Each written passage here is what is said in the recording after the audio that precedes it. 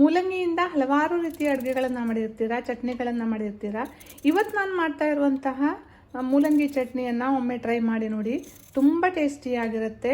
ಬಿಸಿ ಬಿಸಿ ಅನ್ನಕ್ಕೆ ಸ್ವಲ್ಪ ಎಣ್ಣೆ ಅಥವಾ ತುಪ್ಪ ಹಾಕ್ಕೊಂಡು ಇದನ್ನು ಊಟ ಮಾಡ್ತಾ ಇದ್ರೆ ಆಹಾ ಅನ್ನೋ ಥರ ಇರುತ್ತೆ, ಅಷ್ಟು ಚೆನ್ನಾಗಿರುತ್ತೆ. ಹಾಯ್ ಫ್ರೆಂಡ್ಸ್, ನಮಸ್ಕಾರ, ವೆಲ್ಕಮ್ ಟು ನಳಪಾಕ. ಬನ್ನಿ ಇದನ್ನು ಹೇಗೆ ಮಾಡೋದು ಅಂತ ನೋಡೋಣ. ನಾನಿಲ್ಲಿ ಮೊದಲಿಗೆ ಮೂಲಂಗಿಯನ್ನು ಚೆನ್ನಾಗಿ ತೊಳೆದು ಇಟ್ಕೊಂಡಿದ್ದೇನೆ. ಈಗ ಇದನ್ನು ಮೇಲಿನ ಸಿಪ್ಪೆಯನ್ನು ತೆಕ್ಕೊಂಡು ಹೆಚ್ಚಿಕೊಳ್ತೇನೆ. ಮೂಲಂಗಿಯನ್ನು ಚಿಕ್ಕದಾಗಿ ಹೆಚ್ಚಿಟ್ಕೊಂಡಿದ್ದೇನೆ. ಹಾಗೆ ಒಂದು ಈರುಳ್ಳಿಯನ್ನು ಸಹ ಹೆಚ್ಚಿಟ್ಕೊಂಡಿದ್ದೇನೆ. ಈಗ ಇದಕ್ಕೊಂದು ಮಸಾಲೆಯನ್ನು ರೆಡಿ ಮಸಾಲೆಯನ್ನು ಹುರ್ಕೊಳ್ಳೋದಕ್ಕೆ ಒಂದು ತವಾವನ್ನು ಕಾಯೋಕ್ಕಿಟ್ಟು ಅದಕ್ಕೆ ಒಂದು 2 ಟೇಬಲ್ ಸ್ಪೂನಷ್ಟು ಎಣ್ಣೆಯನ್ನು ಹಾಕ್ಕೊಳ್ತೇನೆ. ಎಣ್ಣೆ ಬಿಸಿ ಆಗ್ತಿದ್ದಾಗೆ ಅದಕ್ಕೆ ಸ್ವಲ್ಪ ಕಡಲೆ ಬೀಜವನ್ನು ಸೇರಿಸ್ಕೊಳ್ತೇನೆ. ಕಡಲೆ ಬೀಜವನ್ನು ಸ್ವಲ್ಪ ಹುರ್ಕೊಳ್ಬೇಕು. ಹಾಗೆ ಒಂದು 2 ಟೇಬಲ್ ಸ್ಪೂನಷ್ಟು ಕಡಲೆ ಬೇಳೆಯನ್ನು ಹಾಕೊಳ್ತೇನೆ.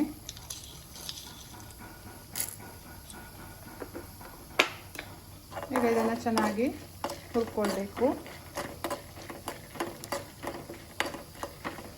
ತುಂಬ ಸುಲಭವಾಗಿ ಮಾಡ್ಕೊಳ್ಬೋದು, ಬೇಗ ಕೂಡ ಮಾಡ್ಕೊಳ್ಬೋದು, ಟೇಸ್ಟ್ ಕೂಡ ಅಷ್ಟೇ ಚೆನ್ನಾಗಿರುತ್ತೆ. ಒಂದು 8 ರಿಂದ 10 ಕೆಂಪು ಮೆಣಸಿನಕಾಯನ್ನು ಹಾಕ್ಕೊಳ್ತೇನೆ. ಇದಕ್ಕೆ ಹಸಿಮೆಣಸಿನಕಾಯನ್ನು ನಾನು ಬಳಸ್ತಾ ಇಲ್ಲ, ಬೇಕಿದ್ದರೆ ನೀವು ಹಾಕ್ಕೊಳ್ಬೋದು. ಹಾಗೆ ಒಂದು 2 ಟೇಬಲ್ ಸ್ಪೂನಷ್ಟು ಕೊತ್ತಂಬರಿಯನ್ನು ಸೇರಿಸ್ಕೊಳ್ತೇನೆ. ಇದೀಗ ಚೆನ್ನಾಗಿ ಹುರಿದಿದೆ. ಈಗ ಇದನ್ನು ಒಂದು ತಟ್ಟೆಗೆ ಎತ್ತಿಟ್ಕೊಳ್ತೇನೆ. ಈಗ ಇದೇ ಎಣ್ಣೆಯಲ್ಲಿ ಹೆಚ್ಚಿಟ್ಕೊಂಡಿರುವಂತಹ ಈರುಳ್ಳಿಯನ್ನು ಹಾಕ್ಕೊಳ್ತೇನೆ. ಜೊತೆಗೆ ಬಿಡಿಸಿಟ್ಕೊಂಡಿರುವಂಥ ಒಂದು 5-6 ಬೆಳ್ಳುಳ್ಳಿ ಹೆಸರನ್ನು ಸೇರಿಸ್ಕೊಳ್ತೇನೆ.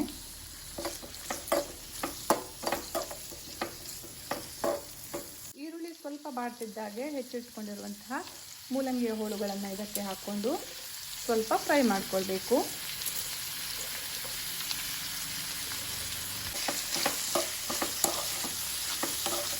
ಮೂಲಂಗಿ ಸ್ವಲ್ಪ ಮೆತ್ತಗಾಗಬೇಕು, ಅಲ್ಲಿ ತನಕ ಇದನ್ನು ಸ್ವಲ್ಪ ಫ್ರೈ ಮಾಡ್ಕೊಳ್ಬೇಕು.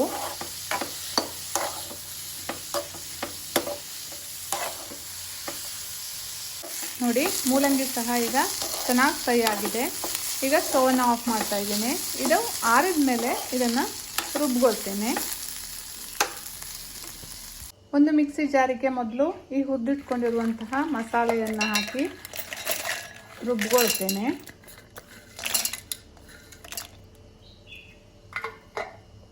ಸ್ವಲ್ಪ ಹುಣಸೆಹಣ್ಣು, ಮೊದಲಿಗೆ ಇದನ್ನು ರುಬ್ಕೊಂಡು ನಂತರದಲ್ಲಿ ಇದಕ್ಕೆ ಮೂಲಂಗಿಯನ್ನು ಹಾಕಿ ರುಬ್ಕೊಳ್ಬೇಕು.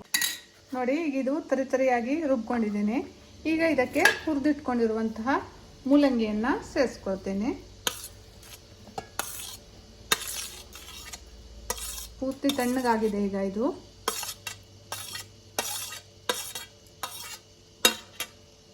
ಇದರ ಜೊತೆಗೆ ಸ್ವಲ್ಪ ಕೊತ್ತಂಬರಿ ಸೊಪ್ಪು,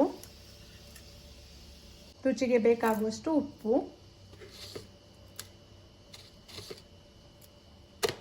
ಹಾಗೆ 1 ಟೀ ಸ್ಪೂನ್ನಷ್ಟು ಬೆಲ್ಲವನ್ನು ಹಾಕ್ಕೊಳ್ತೇನೆ.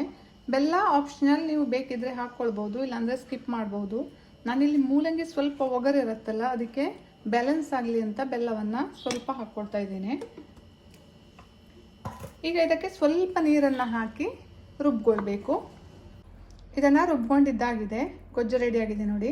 ಈಗ ಇದಕ್ಕೊಂದು ಒಗ್ಗರಣೆಯನ್ನು ಮಾಡ್ಕೊಳ್ಬೇಕು. ಒಗ್ಗರಣೆಗೆ 1 ಟೇಬಲ್ ಸ್ಪೂನಷ್ಟು ಎಣ್ಣೆಯನ್ನು ಹಾಗೆ ಒಂದು ಅರ್ಧ ಟೀ ಸ್ಪೂನಷ್ಟು ಉದ್ದಿನಬೇಳೆ, ಒಂದು ಅರ್ಧ ಟೀ ಸ್ಪೂನಷ್ಟು ಸಾಸಿವೆ, ಒಂದು ಕೆಂಪು ಮೆಣಸಿನಕಾಯಿಯನ್ನು ಹಾಕ್ಕೊಂಡಿದ್ದೇನೆ. ಹಾಗೆ ಒಂದು 4 ರಿಂದ 5 ಕರಿಬೇವಿನ ಎಲೆಗಳನ್ನು ಹಾಕ್ಕೊಳ್ತೇನೆ. ಒಗ್ಗರಣೆ ಸಹ ರೆಡಿಯಾಗಿದೆ. ಈಗ ಇದನ್ನು ಗೊಜ್ಜಿಗೆ ಸೇರಿಸ್ಕೊಳ್ತೇನೆ.